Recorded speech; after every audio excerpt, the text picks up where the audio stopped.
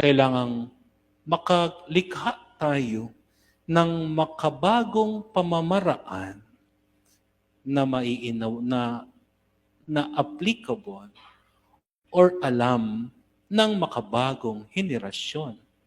But don't get me wrong, hindi nababago ang mabuting balita.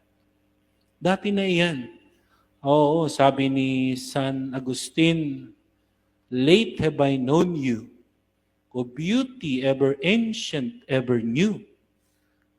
Matagal, bago lang kitang natuklasan. Kagandahang matagal na, pero palaging bago. Wow! Di ba? Beauty ever ancient, ever new. Late have I known thee. Hindi nababago yon. Kahit yun ay dati na, pero palaging bago. Kaya sabi ni Pope Francis, bakit palaging relevant pa rin ang mabuting balita para sa mga tao? Kasi yung hinahanap ng mga tao, ganoon pa rin. Nagkaroon lamang ng iba't ibang expression, nagkaroon lamang ng iba't ibang methods, maaaring nagkaroon lamang ng technology na wala noong panahon na yon, but still, yung hinahanap ng tao, ganoon pa rin.